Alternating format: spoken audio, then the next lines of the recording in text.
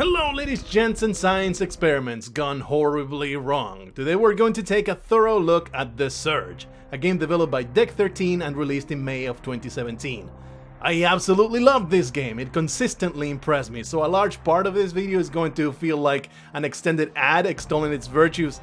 Do let me assure you that every bit of praise is genuine, and if you don't believe me, you can skip over to the bad section where I go on at length about the several foibles of this game. One way or another, we're going to spend quite some time looking at it.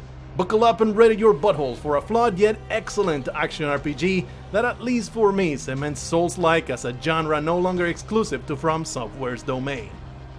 In the video I put together for Lords of the Fallen, Deck 13's previous game before developing The Surge, I called it a Dark Souls clone, and it felt fair to say that. By contrast, it doesn't feel fair to say that The Surge is a clone of anything. Oh, it absolutely apes the Souls-like formula, but this time Deck 13 took what they liked from it and then made the game they wanted to make. For the most part. Where mechanics are concerned, the closest analogy I can give you is to call it a sci-fi Bloodborne, or a blood surge, if you will. But even then, saying as much is misleading. It both gives The Surge far too much credit in some areas and downplays its merits in others. I've also only watched Bloodborne being played, so I might be totally off the mark in that comparison. In any case, after a bit over 30 hours with the game, I have this upfront bottom line for you. The Surge is not the best Souls-like out there, but it's the one I've enjoyed the most, and bear in mind I freaking loved the Dark Souls saga. So what did I enjoy so much about it? Well, let's dive into that one thing at a time. I covered the basics of this formula in the Lords of the Fallen video, but I want each one of these analyses to stand on its own, and The Surge does a few things differently, so let's go through it again. And by the way, don't you worry about spoilers, I'll let you know when they're coming. This is a 3D action RPG in the third person, focused on level exploration and close quarters combat.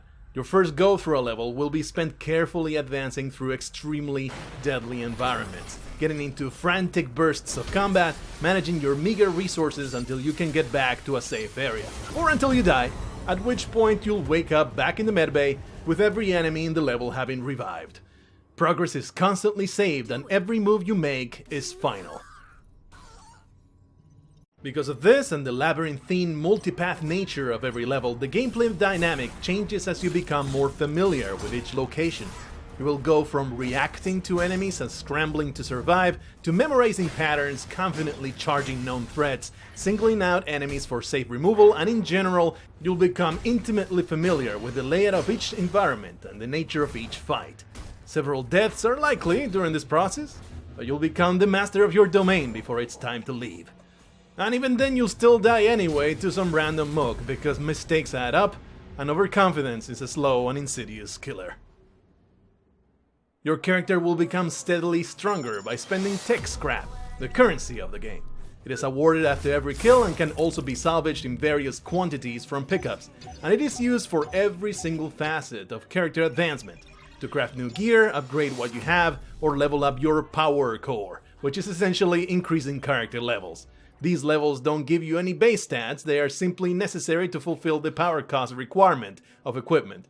Be it the armor you carry or the implants you shove into your brain, each item will have a cost associated with it that will be subtracted from your total power core level. And if your rig doesn't have enough power, well, you'll be unable to equip everything you want.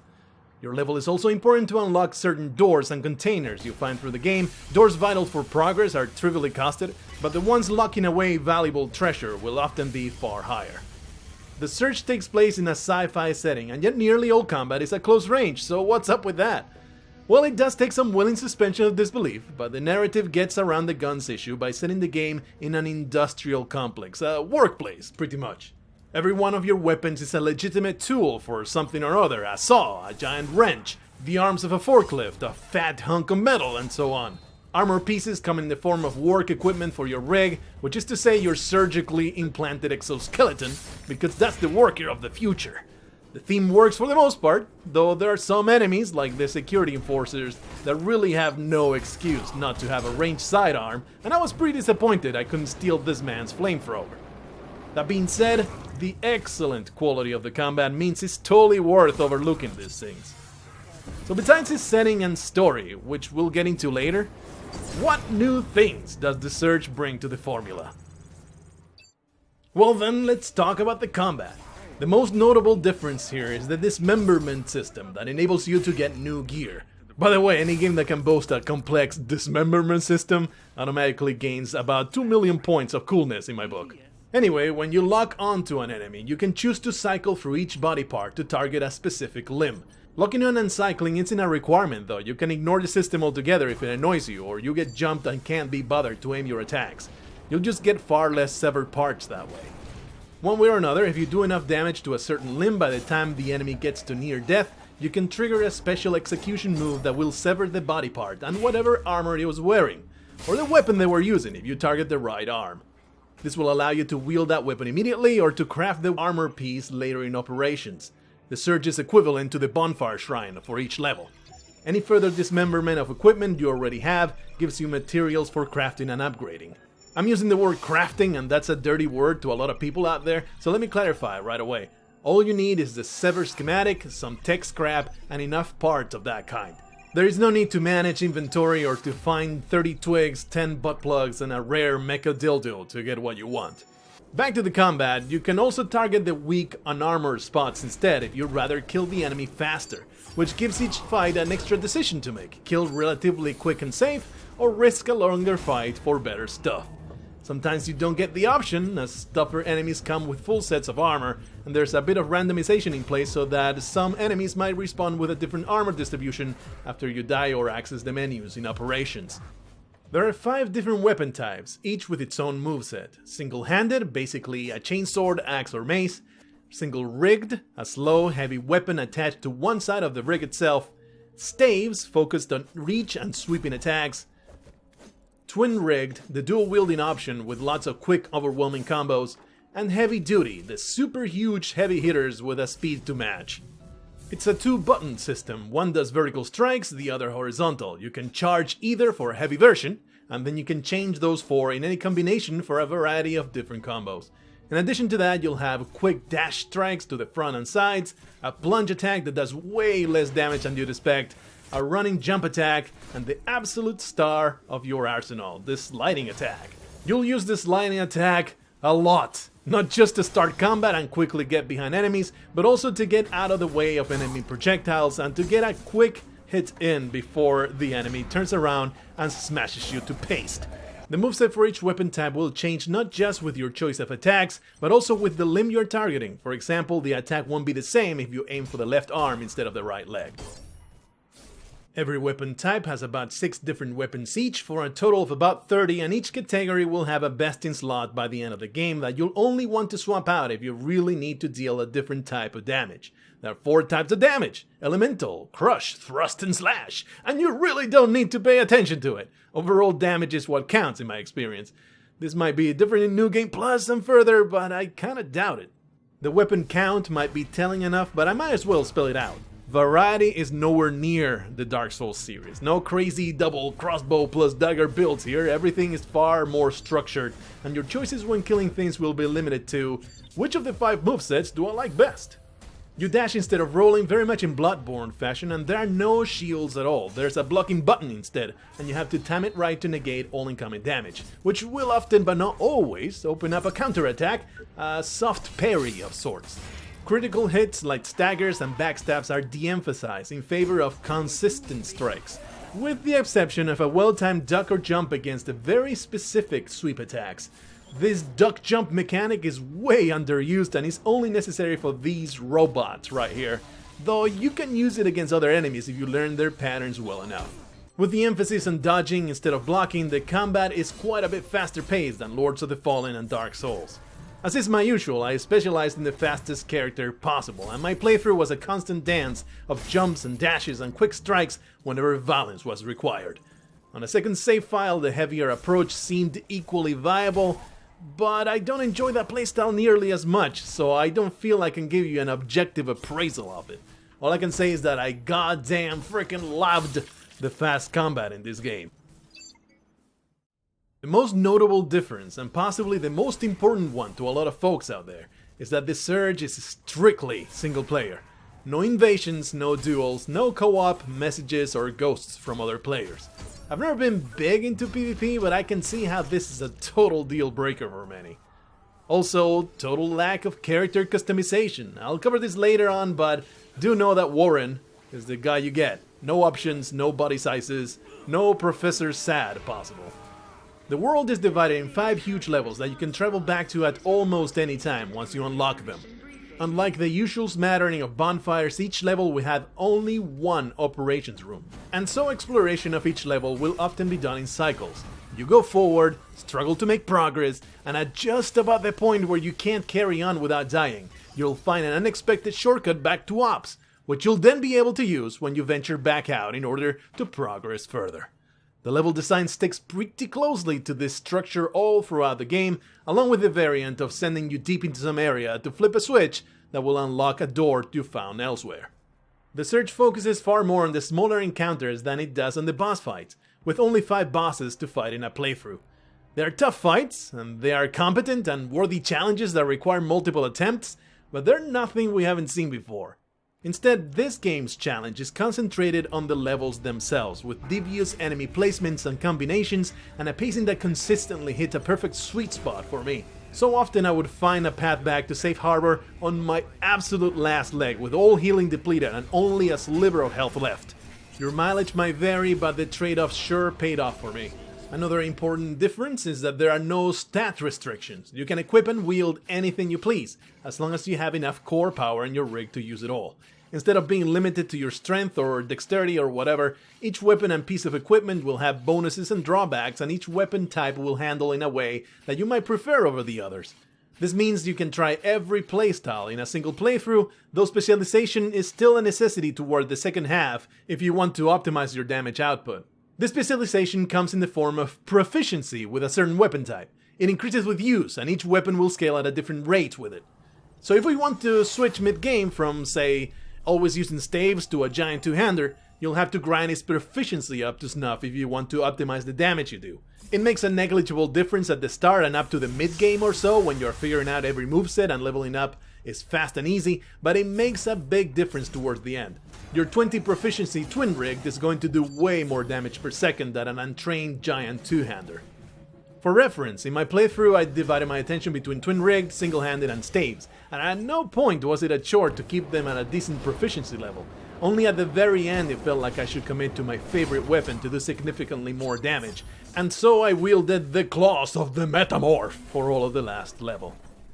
What else is there? Well, something that surprised me is that some areas in the Surge steered hard into the horror genre, with pitch black environments, horripilating sound design, and just butt-clenching tension all around. While most of the time the exploration is simply a tense experience, some spots really had my heart rate up in the ways only Amnesia and a few others have managed. How about this? Just turn up the volume and watch this clip and tell me if it's something you can handle.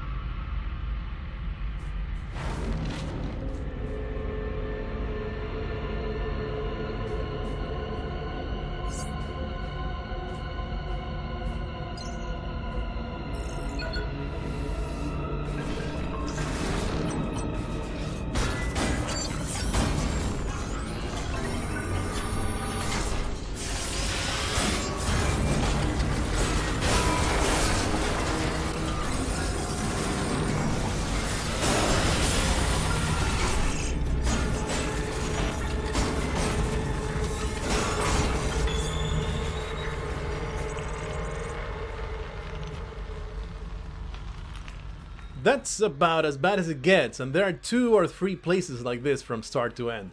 These are brief but required areas to get through, so if that looks a little too intense for you, I don't know if you'll enjoy this game. The Surge comes with your standard health and stamina, and then you get an energy bar. Energy starts at 0, decays over time, builds with every successful attack, and is used for a bunch of optional abilities, but you will mainly use it to perform execution moves. You can't do executions without going over the energy threshold required. It's the same resource that can also power damage buffs, special health restoration, and range attack support depending on your loadout, so it adds both another layer to the resource management in the middle of combat and more choices on how you want to play the game. Like, say, with a high energy generation you can choose to have infinite healing, but since generating energy requires you to land hits, you need to be good enough in combat for the healing to outpace the damage you receive. I totally tried it! And then I abandoned the energy heavy build. Speaking of builds, instead of pumping stats like strength, health and stamina, you get this extremely flexible implant loadout system. All through the world you find all these modules you can cram into the slots in your noggin. You get more slots as you upgrade your rig and go up in core power levels.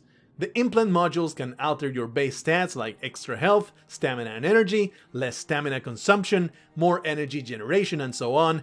They also include the limited count injectables that restore health on use, basically your Estus flask, or start a slow regeneration, or give you an energy boost, or give you a damage buff, or spend energy to restore health. They can have more specific effects like stopping energy decay at a certain threshold, or giving you more tech scrap per kill, or boosting your proficiencies with certain weapon types, or giving you a large buff on regen when your health gets low. There are, by my count, 26 different modules with different quality marks each, and you're free to mix and match them however you please. You can stack the same type for lots of health, lots of stamina, lots of injectable charges, lots of more experience points, a mixture of everything. But of course, not all of them at once. What you prioritize is completely up to you, and you can switch it all around anytime you visit the medbay in Ops. Unless the module is of the hot swap variety, which means you can change it anywhere you want. This is common for situational implants like immunity to poison gas. You can probably tell by now, but I appreciated this system a great deal. I see it as excellent design and count it as a big part of my enjoyment. It even doubles as a way to get extra scrap, allowing you to destroy modules in exchange of currency, and you'll certainly want to do this as you'll get to a point where there'll be plenty of duplicates cluttering the menu. In fact, that is the only criticism I can level at this system. It gets to a point where there are too many of these icons and the destruction process becomes cumbersome towards the end. Another system I appreciated was the way you upgrade and craft equipment. There's nothing groundbreaking there, but it's worth noting that there's no need to craft and upgrade sequentially. If you have the materials, you can craft a Mark IV bucket without going through the lower tiers, or upgrade everything to Mark 7 in New Game Plus without bothering with 1 through 6. A difference that is quite the negative though is that there is hardly any fashion souls at all, something that I enjoyed very much in the Dark Souls series. Armor looks generally cool, but the variety is much lower and not nearly as flashy. In fact, the great majority of gear is true to the theme, utilitarian, somewhat conceivable as equipment a worker would use. I am Lord Buckethead! True to form, whenever you die you leave on the floor the tech scrap you were carrying, and you only get 1 life to get it back. The Surge adds a 2-minute 30-second timer to this, which you can increase by killing enemies on the way. It's often more than plenty of time to retrieve your stuff, but I was in a few situations where I barely made it and it was tremendously fun to make it happen. You can bank your carried tech scrap at any time in Ops, and that way you won't lose it when you die. But of course, visiting any menu respawns everything. Also, to encourage you not to go back to heal constantly, a scrap multiplier gets applied anytime you kill an enemy. The further you go without restoring health charges, the higher the multiplier will get. You also get additional charges to your injectables at certain thresholds of carried scrap, another incentive to keep going instead of running back. And the more scrap you are carrying, the more frequent random buffs we'll get after a kill. They're nice, but generally not worth it. Still, this all drove me to greedily keep going forward all the time, and get thoroughly wrecked by the latest jerk yelling a charge out of a corner. Feels more than just a job. Here, your family. Here, your home. But you won't. I am a sucker for sci-fi settings gone wrong. Give me an AI gone mad or an evil corporation oppressing the protagonist any day, and I'll be a happy cyber camper.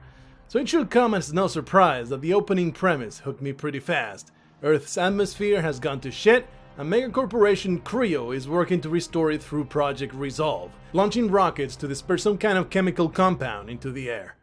You play as Warren, a wheelchair-bound feller applying to work at Creo.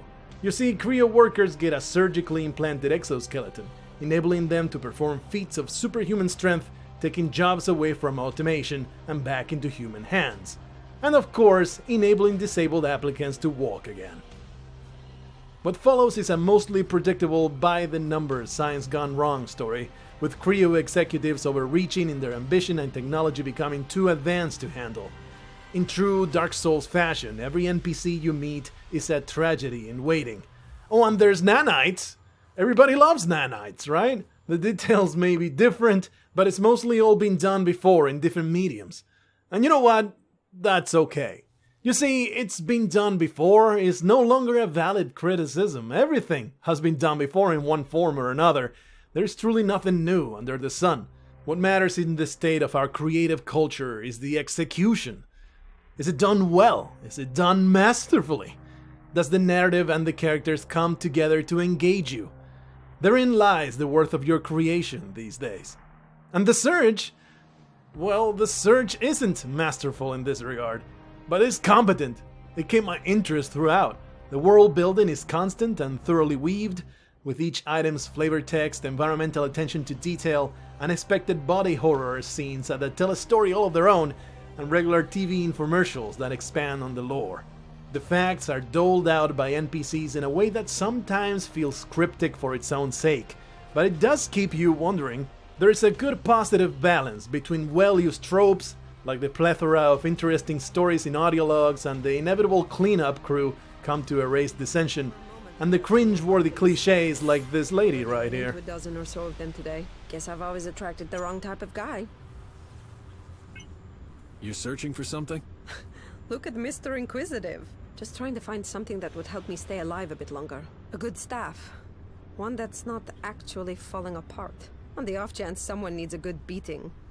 To be fair, her story becomes something I didn't expect later on, but it really makes for a poor first impression. The summary and discussion that follows contains full spoilers for the story, so if you plan to play this for yourself without knowing what's going on, here's a timestamp for you to skip forward. You can also find a clickable one in the description. Everything after that time will mention only gameplay and broad strokes of the plot. Alright, so you've applied for a job and now you're set on your path to become a tool for progress. You meet Don, the enthusiastic corporate mouthpiece, go into the station, go down the ramp. Whee! You pick your desired role in the work floor, which feels like picking a class, but it turns out to be a mild starting equipment choice that becomes irrelevant 20 minutes into the game. And so the surgery begins. And then something goes horribly wrong. Program complete. Patient sedated. Initiating surgery.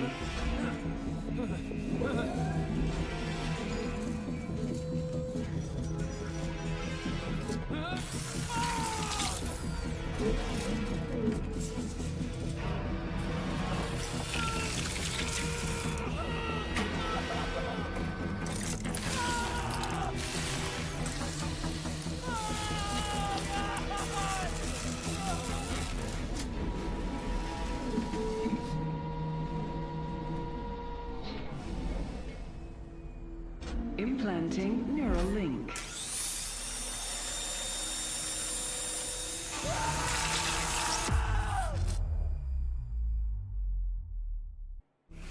I'm pretty sure he should have been naked for that. Does no one change their blood-stained clothes after the operation? Those screws don't seem precisely detachable.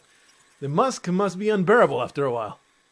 Anyway, your operation is labeled a failure and you wake up being dragged for disposal. And so the game proper begins. You find a pipe and get to work smashing everything in your path.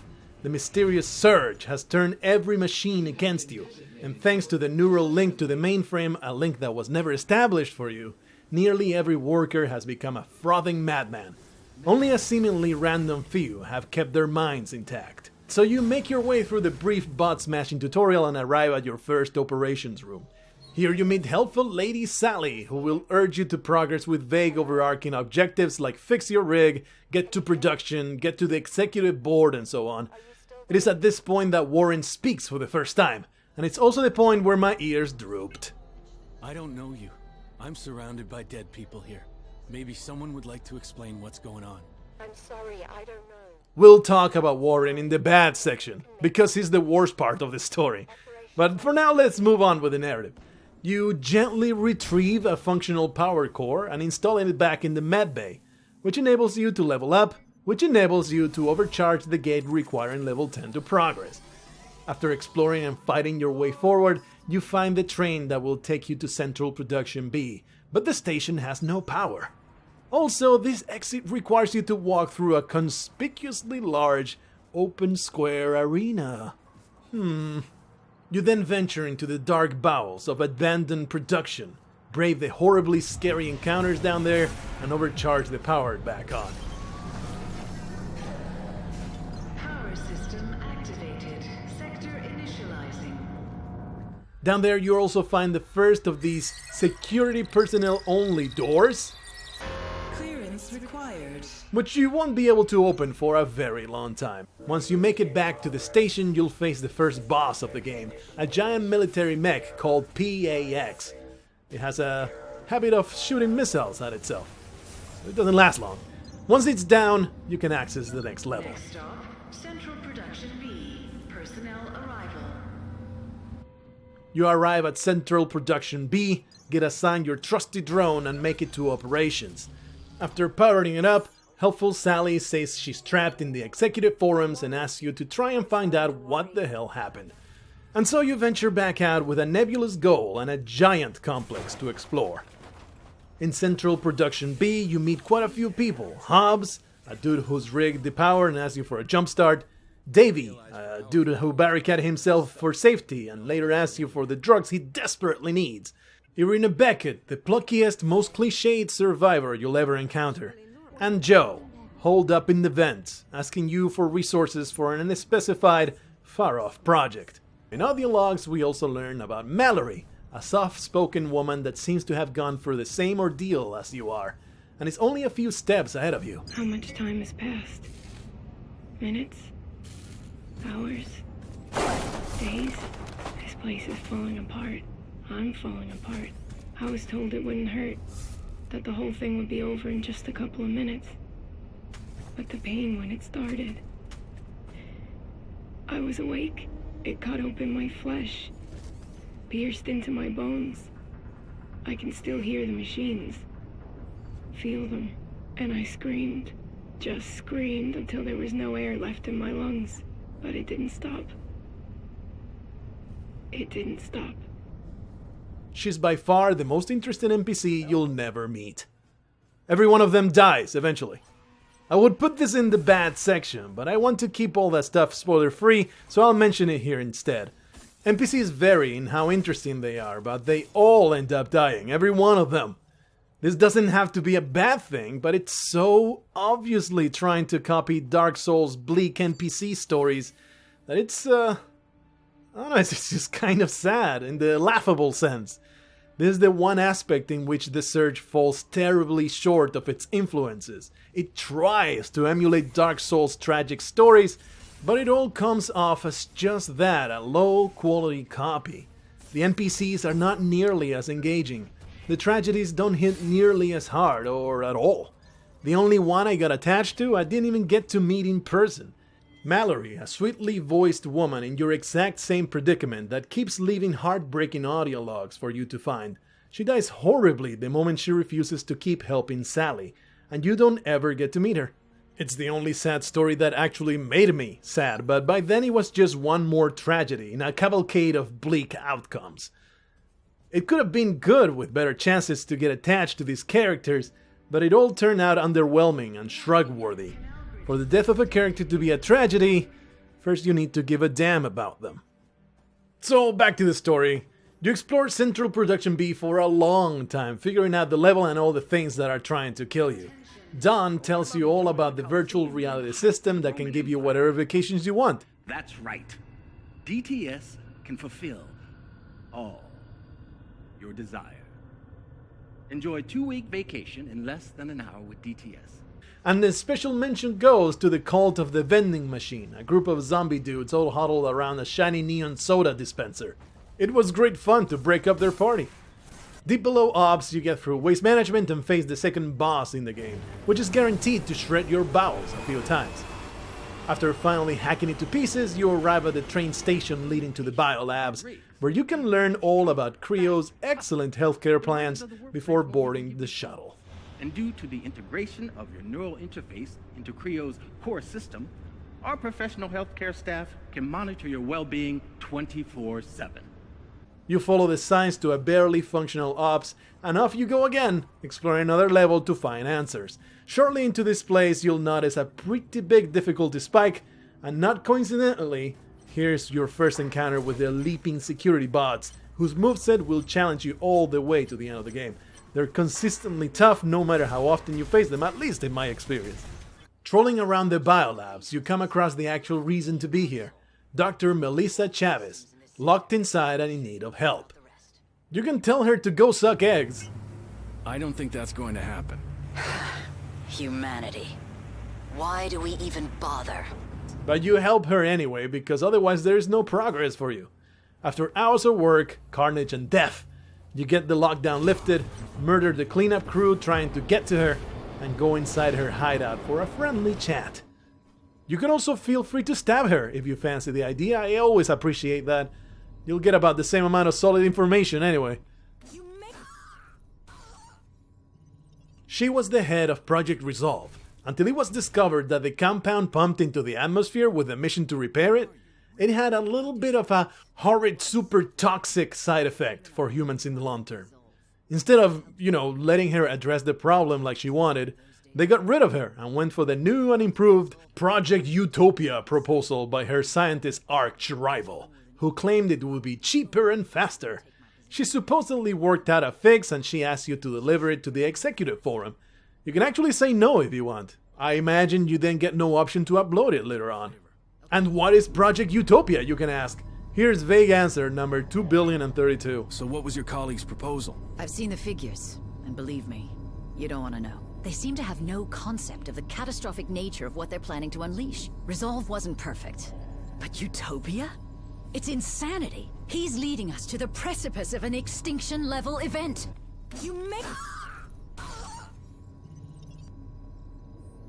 Anyway, you also get an upgrade to your bot that will allow you to unlock several doors, among them access to another large wing in Central Production B, because that level just wasn't large enough already.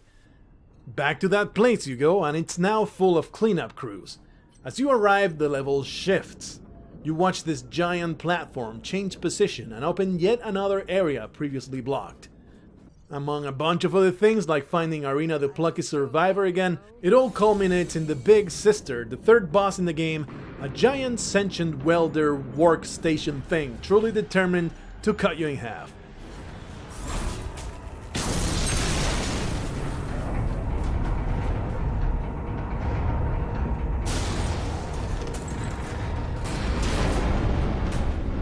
Past Big Sister, you press on to the next area, and then you get the biggest jump scare in the game.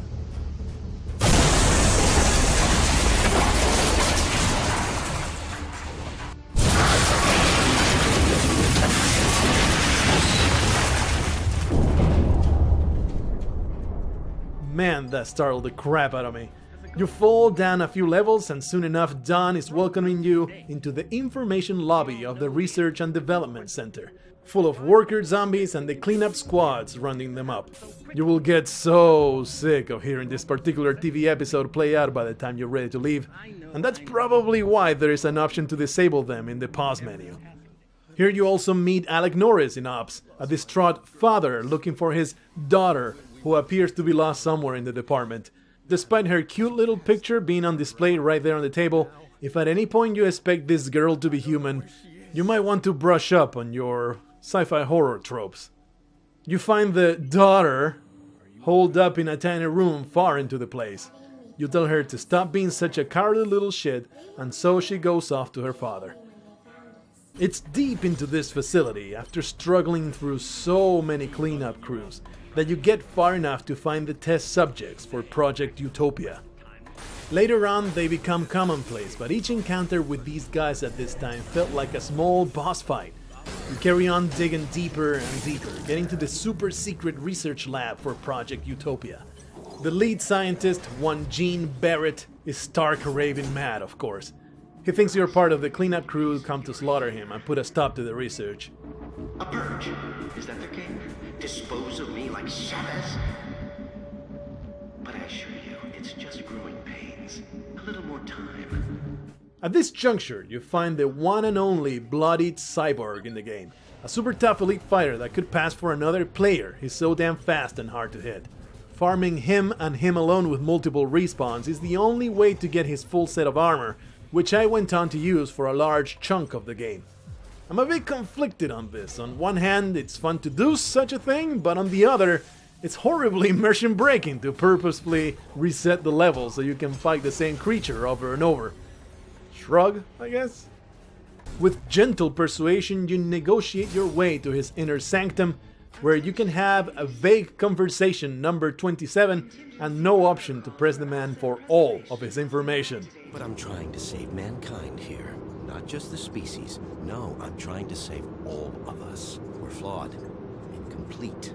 We're not yet prepared to re-enter paradise, you see.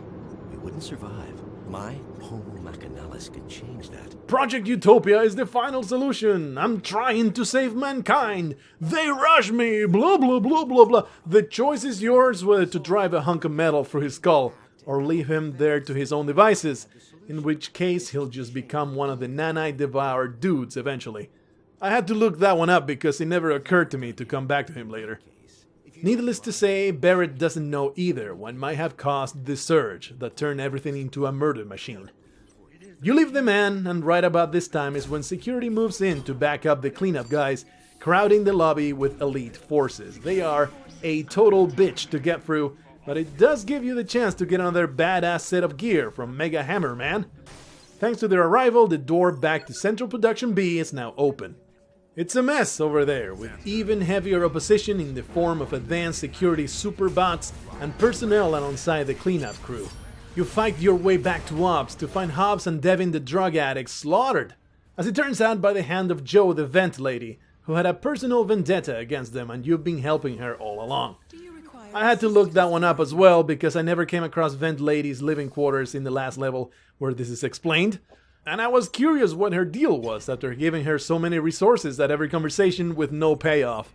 In any case, because security is moving into the level in force, the giant door leading to their sector is now open. Through a bunch of security personnel, you make it to Mr. Chief Boss. He's bent on containing the madness and has instructed his underlings to defend the executive board and put down every living thing they encounter. You have a friendly conversation with the man, take his ID and carry on to the executive floors after finally gaining access. You see, at security operations, you find an upgrade to your rig that lets you access all the damn security doors that you've been finding. So obviously, now you stop pushing forward and backtrack through every single level, discovering all their sweet, juicy secrets. It's also a good point to go find every drone locked door that you haven't opened yet. The main story doesn't require this at all, but I wasn't about to leave all those places unopened. They've been nagging at my curiosity for the whole duration of the game. A few are pretty underwhelming, just small rooms with upgrades and maybe a beheaded body or two.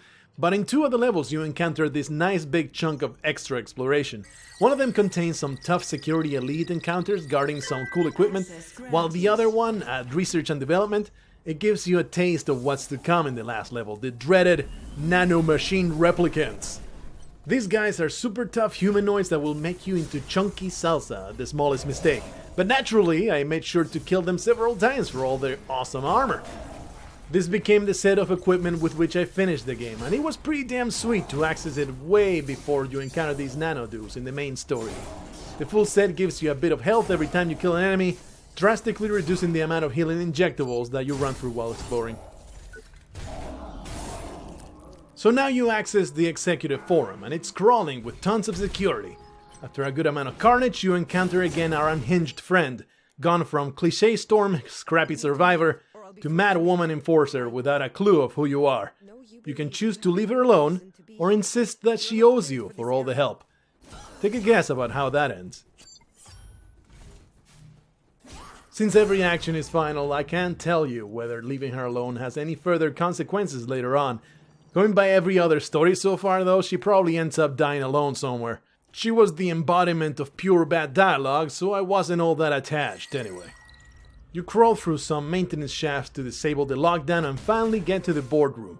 In a twist that surprises no one ever, they're all dead from the surge. Except one.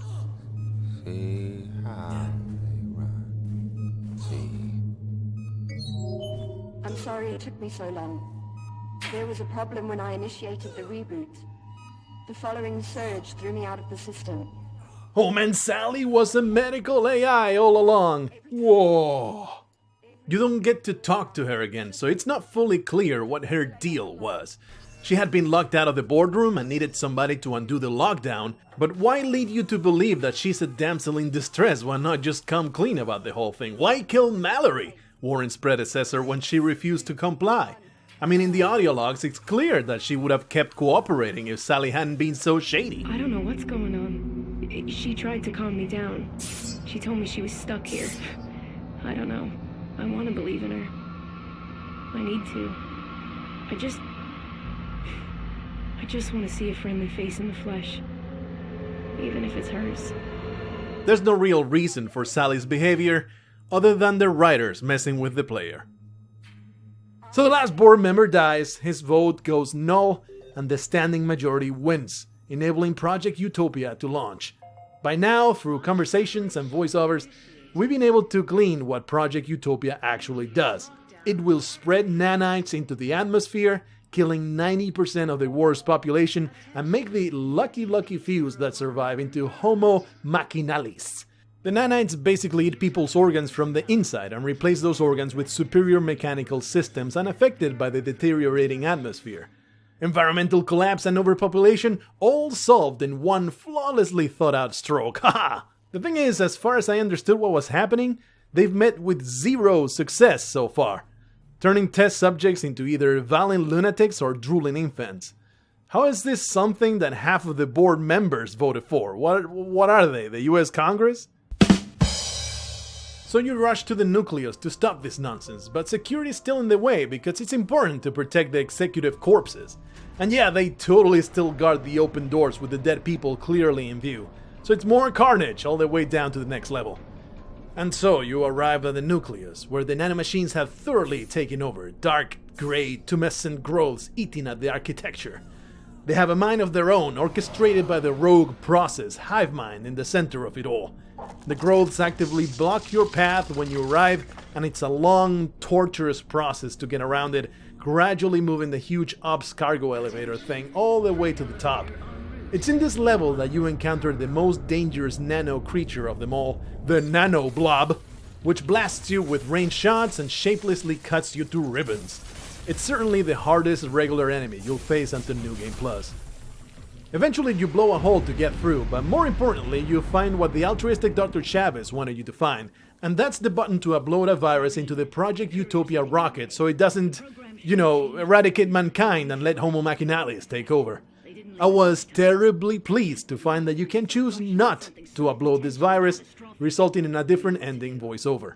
I'm all for man-machine integration, so I let the Utopia happen as planned. But you still need to go in there and destroy the malevolent rogue process. You blast your way in and face the last boss of the game, a giant monster followed by a humanoid dude, both with the ability to own your butt. You reach a mutual understanding, and then the ending cutscene happens. The rocket launches. Humanity is changed forever. Warren crawls to his wheelchair and doesn't seem to make it. You are now free to start New Game Plus. With the other ending, you avert Project Utopia altogether, but the rogue process survives to roam Creo and attack anyone going in. It's implied that it eventually breaks free into the world, free to do who knows what. So there you have it. There are some things I really enjoyed. The world building through TV infomercials and interviews with Don, and how the company CEO gets more stressed and deranged as you get deeper into the complex. You get to the studio and you find Don hanging with a little side room showing he was working under duress. I like the disconnect between workers and researchers and the executive board, with no one really knowing what the hell is going on in the other departments, reflecting the reality of basically any big company ever. Finding the super gross cyborgs from the first time was badass and terrifying, and the twist on cybernetics and the use of nanites was also pretty cool. How they were trying to design them to eat you from the inside and replace your organs with perfectly functioning machines, and the horrendous things they did to all those test subjects. I either didn't catch or they didn't actually say what caused the surge though. My assumption is that it was caused by the rogue process in order to take over, or maybe it was the rogue process achieving consciousness that sent the surge through the systems and screwed everything up. While all this was way more engaging than Lords of the Fallen, the narrative is still far from the surge's strongest suit. It's competent, intriguing most of the time, it does its job propelling your adventure forward. The novelty of the setting is a great draw, and while the answers provided are very tropey, the questions were interesting to begin with, and the execution is an extremely immersive experience. Despite its flaws, gaps in logic, super downer outcomes, and lackluster NPCs, I came out with a positive impression, perhaps in part because it's the first game of its kind to venture into sci-fi. It takes a lot of effort just making it work to such a competent degree, so I guess that's an impressive enough feat for me.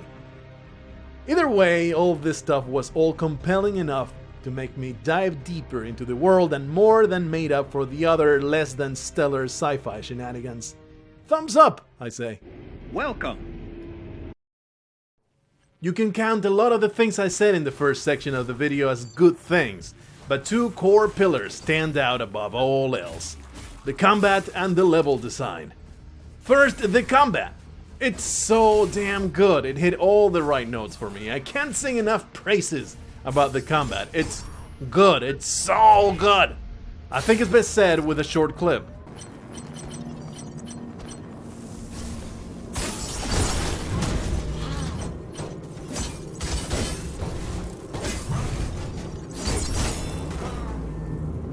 This wasn't an isolated instance, there are dozens of other clips where that one came from, and you'll be seeing them as I speak about this.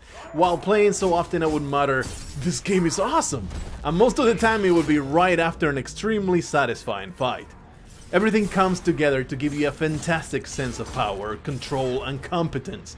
How hard your attack smacks a fool, the great sound effects that never fail to make it substantial, the animation quality and understanding of how a killing blow should look like, chaining the exact right combo to take down a threat, the execution animations, the super high mobility that hardly ever makes you feel like you're trapped, being able to target weak spots and limbs that will disable enemy abilities when damaged, how the ragdolling will kick in at just the right time to make you laugh out loud. A triple plus would smack a fool again. The other giant positive is the level design. It isn't just the whole hub with surprising shortcuts thing, which is brilliant all of its own, even though at times it's a bit inelegant with unnatural long corridors awkwardly connecting you back to a safe spot. It happens sometimes, but there is zero cheating with loading screens, everything is truly and well interconnected. On top of that, the levels are often non-linear, with lots of secrets to find and several paths leading to the unknown. Take this example from the first level. There are two completely separate paths into the dark depths. One of them turns out to be way easier than the other, but of course you don't know that going in, or the fact that they both lead to the same place. Take a wild guess at which way I happen to pick, by the way. This situation with multiple mystery paths isn't constant, but it happens often enough for it to be a notable feature. By the nature of the setting, the levels are often enclosed and claustrophobic. But Central Production B subverts this beautifully sometime in the middle, where you look down a ledge and unexpectedly see in the distance places you've cleared before. It was quite the moment, giving the entire level a great sense of scale. Also, individual rooms and encounters often have interesting layouts with multiple approaches and sudden developments that force you to improvise once the encounter starts. This room you're seeing right here struck me as particularly well put together, taking me through a long 5-minute struggle to stay alive against enemies that don't quite attack you all at once, but seem to chain one after another to keep the frantic pace building up. Surviving it all on the first go felt pretty damn awesome. There are plenty of instances like this, with environment and enemy placement working in tandem to make encounters interesting. Immersion is also a great achievement, with destructible clutter in every hallway and most scenes populated with environmental world building, creepy graffiti smattered throughout, or corporate motivational garbage. The PA system keeps unnerving you, every menu is in theme, and each implant, gear piece, weapon and so on has flavor text you can read that expands the lore of the setting. They don't give a great deal of insight into what the hell's going on, but it's always cool to see the extra work put into the background of each item. You know, giving actual explanations for them to exist beyond "we wanted this item to be available to the player." Also, the "do not commit suicide" signs gave me a good chuckle. And the sound design is freaking stellar. I can't remember a single sound effect that was out of place. Every thump and thunk carries the proper weight.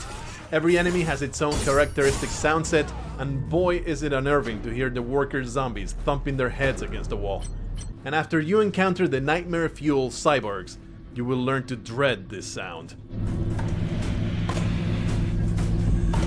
By the way, as a very small aside, I read in the patch notes that they lowered the volume of this one implant that allows you to find secrets by beeping. Apparently it made a terribly annoying sound before. I never came across the implant itself, which probably made me miss a whole bunch of stuff. They either removed it from the game or I was too damn incompetent to find it. About the voice talent, excepting our unfortunate friend Warren and a few other exceptions, all the acting is at the very least competent, with some real gems found in the audio logs.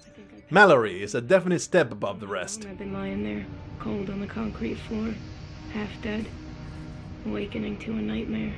I couldn't remember where I was, who I was. But when I saw those people, what happened to them? Somehow I made it to Ops, and the memories are blurry and hazy. I remember the pain. I've never been so afraid in my whole life.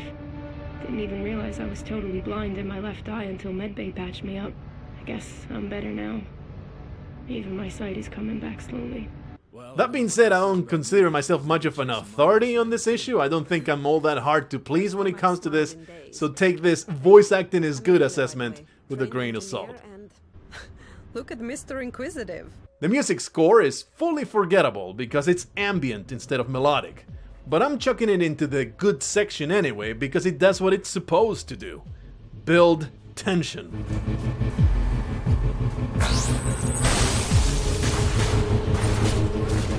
At no point does it aim to get stuck in your head as a pretty tune. It's just noise, background, sometimes action-packed when necessary. Particularly noteworthy when you go into those dark, creepy areas. It rounds up the atmosphere nicely.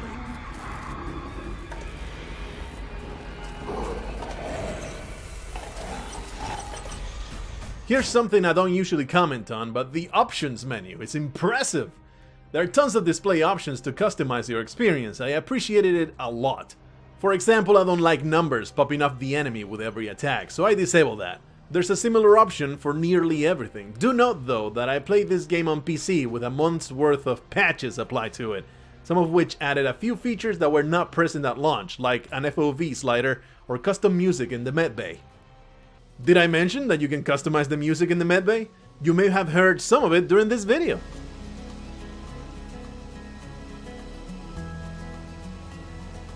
I very much recommend you do it because the default song sucks sweaty ballsacks and will get as old as Yo Mama's droopy camel toe. I was born in a prison, no hope. Much like in Lords of the Fallen, the boss fights are a bit of a footnote. They are good encounters, they are difficult, they're imposing and mostly well designed, and memorable enough for me to remember each one right this moment. There are only 5 of them, and they are not the main challenge in this game. I will say though, there's a special way to defeat them that will give you a 2.0 version of their weapon drop, and in none of the boss fights will there be any hint as to how to go about getting it. In 2 of the 5, it's something you might do anyway, but if you're the completionist type, I recommend you look up how to get these special weapons before you get the kill, so you don't miss out. They all involve an extra challenge that'll make the fight harder than it already is. New Game Plus adds crazed enemies on steroids, and they fight so well that I'm surprised they didn't use these guys in the regular playthrough. They're always a huge challenge when they show up and make New Game Plus worth playing all by themselves. I guess they were deemed too damn hard for normal mode. Lastly, I played through the whole game, and very rarely did I have a complaint about the camera. I'm sure this has a lot to do with the FOV slider that was patched in, but it still seemed a fantastic achievement for a 3D action game set almost entirely indoors. This was in fact kind of baffling to me as I wrote it, so I went back in and actively sought some tight, problematic corners to see what the camera does. I couldn't notice anything special going on, so I'm thinking it has more to do with how nimble Warren is, making it unlikely to get stuck in a blind corner. Mouse controls certainly help. It becomes trivial to just flip the camera around to a better angle. So that's a whole lot of praise, isn't it? Well, there is no perfect game out there, and The Surge is no different. Before I get to the bad that's in the game, let me talk about two features that are conspicuous in their absence. No multiplayer component and the complete lack of character customization. No multiplayer at all strikes me as a huge missed opportunity. I understand that implementing multiplayer and doing it well is a massive commitment for developers and it might not have been feasible from a budgetary standpoint, but it's a real disappointment because it would have given The Surge such long legs to stand on. The PvP community is a massive reason why Dark Souls is still played so much, and it would have brought this game from a great single player experience that you play once or twice and you're done, to a constant presence for years to come in people's lives. I've said a lot about the combat's quality, and there's no doubt in my mind that it would have made for fantastic PvP. A measly dueling arena mode would have done wonders for this game. It's a damn shame too, because I can imagine an alternative version of The Surge built around this multiplayer component, where rogue AIs invade you through android avatars, where maybe holographic projections come in to help you out, where you jack into a training program against AI so good that they're indistinguishable from humans. In fact, this conceit is already in the game with one of Don's TV speeches talking about this virtual vacation technology that allows you to spend weeks in a virtual world doing anything you want while only a couple hours pass in real life. I'm not saying it would have been easy, but it might have made The Surge into the next big thing. But you want more, right? I imagine the lack of character customization falls under similar budgetary reasons. It's way cheaper and faster development-wise to have a fixed character with only a single model to worry about. And I say this because in this story there are zero narrative reasons to have a fixed protagonist. Warren is an empty shell of a man. His character has no background, no personality, and no growth at all. The only actual reason within the game for a fixed protagonist are the pre-rendered cinematics that show his facial expressions, all of which might make a grand total of 7 seconds. Don't get me wrong, the intro cinematic is great, it carries a lot of weight setting the scene, but it could have been made to work without showing the man's face, or by orchestrating the whole thing in-engine. It would have been a small price to pay if in exchange we get to make a character we'll actually grow attached to. Because boy, is Warren bland. Get rid of the boar fist that is Warren and nothing of value would have been lost. He's the absolute worst part of The Surge. And he's not egregiously terrible, he's not ruining the experience, but he's just so damn forgettable. Nearly every one of his lines is underwhelming, the voice actor is just not into it, or maybe more likely, he was poorly directed because he does seem capable of emoting in some lines. What the hell is this freak show? Except, it happens at random, terribly awkward times. He gets dialogue options in every conversation, but he might as well not. They are so pointless, and man did it frustrate me sometimes that he just stops asking when the NPC obviously knows way more than what they're saying, like in this instance right here. What do you know about Utopia? Are you a religious man? Personally, I don't see the point, but if you listen to them, they were gods, playing with creation. Not all of them, though. Utopia divided the board. Some were still anchored to their humanity, while the others, a new Eden, a world restored. Utopia. The ultimate reset button. From my limited knowledge on the subject, gods are meant to create, not destroy. I better get going. Let me ask more things. Why can't I ask more things of this woman? You know where to find me. So yeah, Warren is not a great protagonist, and there is no narrative reason not to allow for some customization. The last big problem I can mention is the nucleus, the last level in the game. This is where level design kind of fell apart catastrophically. Well, don't get me wrong, there are still tons of pathways to explore, loops that unexpectedly lead back to ops, interesting encounters, great immersion, and even a cool twist where operations itself is an elevator and you have to move it around the level to get around. But 50%, I'm not exaggerating, 50% of the time in this level will be spent in narrow, dark, often poison-filled corridors, the very same dismal maintenance corridors that you've seen 1,000 times before by this point. With few exceptions, finding these maintenance shafts in the other levels meant that I was about to take a quick elevator or open a shortcut. But in the nucleus, it is a constant feeling of being lost in these pipes. All this hamster-like running from shaft to elevator to corridor to small room full of dark techno overgrowth. It's like the level collapsed under its own weight, and the only way to make the verticality work was to resort to these pathways to connect everything. And that's not even the worst of it, because there are deadly encounters in these narrow corridors, and they all feel terrible. It turned an otherwise superb combat system into a game of who can overwhelm the other faster. By this time I was powerful enough not to be all that hindered by these encounters, but I'm quite certain I was way overleveled. And your average non-grinding player with far less resources will have a horrible time getting through. It doesn't ruin the whole game, it's not even that bad. It's more like sitting down for an elaborate fancy 10-course meal and one of the courses is a turd sandwich. It's so confounding that the quality dropped so abruptly in what should have been the crown jewel in a game that I consider a masterpiece of level design. Everything else I'm going to mention are minor gripes in comparison to what I've said so far, but they are certainly there.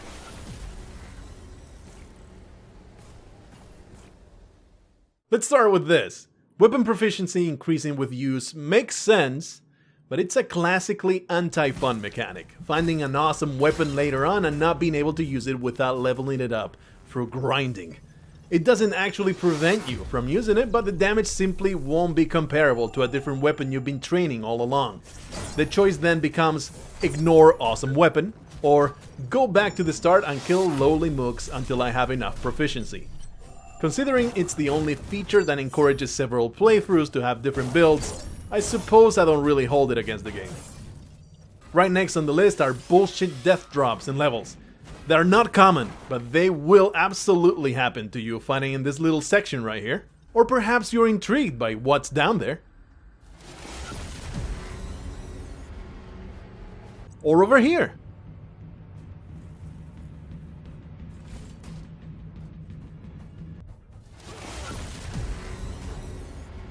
Oh yeah, it turns out there's only death! Please, Deck 13, invest in a few handrails and invisible walls. They're a far better alternative than the unexpected bullshit death drops. If there's a drop that will instantly kill you, do make it completely obvious that it will. Like I said, these are rare, but they are annoying.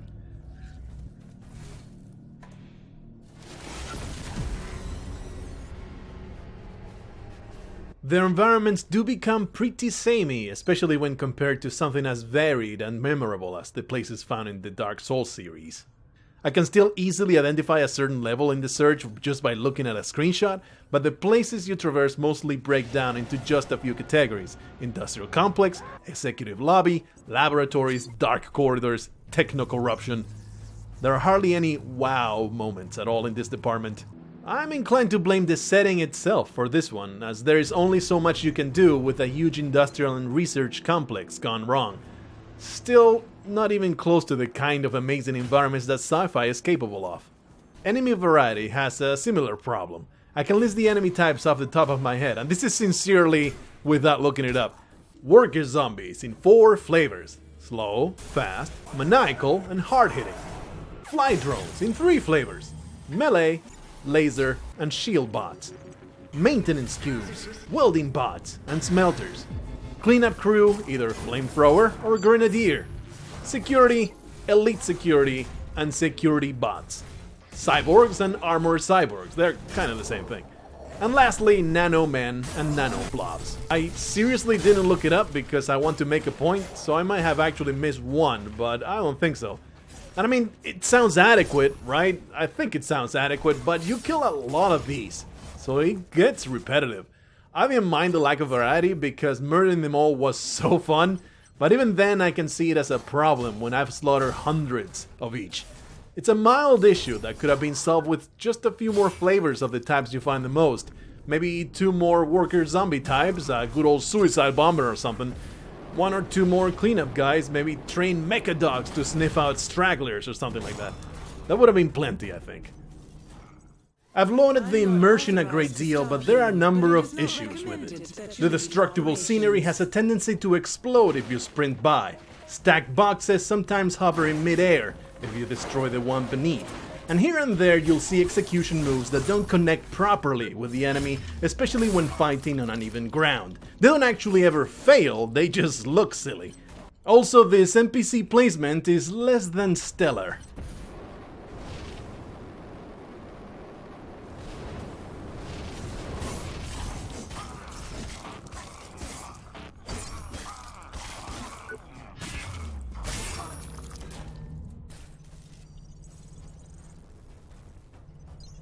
Jeez, care to give a hand?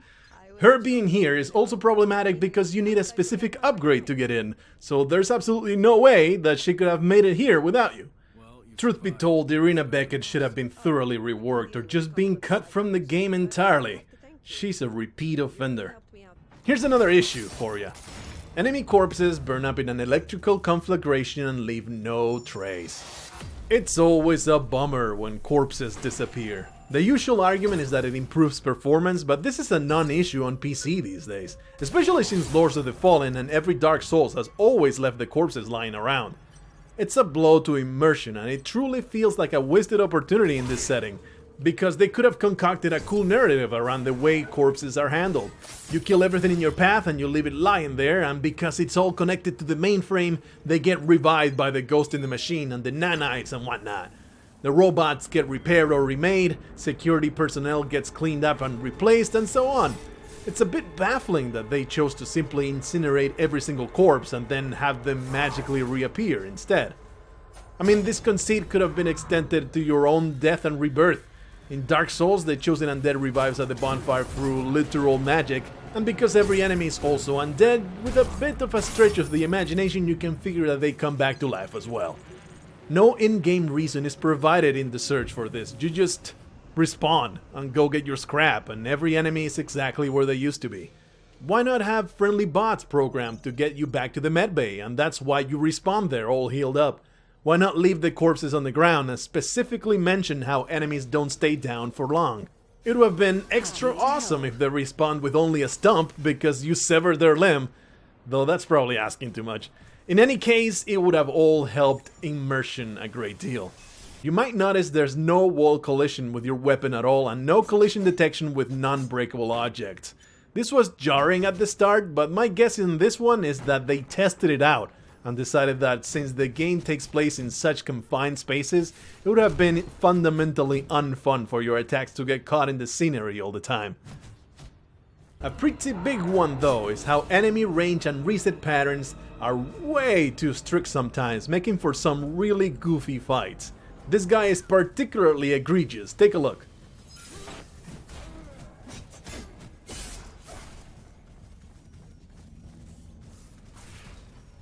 This happens a bit too often in the Surge, and it will make you feel weird every time. It does make sense for unthinking machines to behave this way, to go back to their patrol patterns, but certainly not for humanoid opponents. I'd much rather the game had gone the opposite way and had enemies chase you down relentlessly once aggroed, adding to the theme of there is nowhere safe outside ops. It makes far more sense in this particular setting. Finally, I'll point out that the choice of class at the very beginning is totally superfluous, and it's only a matter of what armor you want to start with. You get to change it in the first 20 minutes of free roaming. I'm of two minds about this. On one hand, it's great to give options and versatility to the player, but on the other, having everything available to all characters pretty much tanks replayability. I think in the end I come down on the side of make everything available all the time though, because ain't nobody got time these days to do multiple playthroughs, with so many great games out there to play. I thought the proficiency specialization system was a fine compromise. I've rambled on long enough about how much I enjoyed this game for you to already know why I finished it. So instead, let's answer the question, why did I enjoy it so much? It's not so easy to pin down. The simple answer is that it took a gameplay formula that I enjoy and gave it a fresh coat of sci-fi paint. But that's not enough, I don't think. I would have liked a game that did that, but I loved The Surge. I didn't love the story. While good enough, it was too predictable, too tropey, and told in an intentionally, unnecessarily oblique manner. I certainly didn't love the characters, with only a couple of them inspiring any semblance of emotional reaction on my part.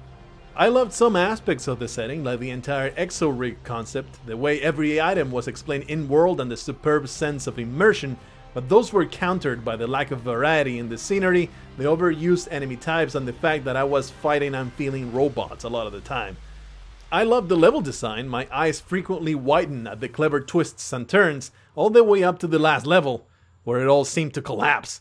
If the game had been one level shorter, rolling that last disaster into a smaller, lower floor without the needless overlong corridor maze, it would have been way better.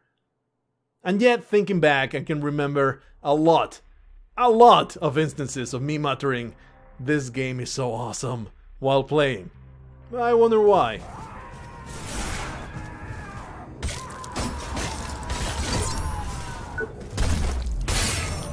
It really is the combat. I'm playing through New Game Plus purely because of the combat. And while I also accidentally murdered a couple NPCs in the original playthrough, I want to see the whole story there, and maybe find all the audio logs that I missed because I'm anal retentive like that. But the combat, man! The combat, I tell you! I can't get enough, it's so good. Here's hoping that Deck 13 keeps making these games. I'm a jaded individual, I don't get hyped for much of anything these days, but if they continue this trend of so thoroughly improving their craft, I'm already excited to see what they come up with next. So that was The Surge, and now you know why I finished it.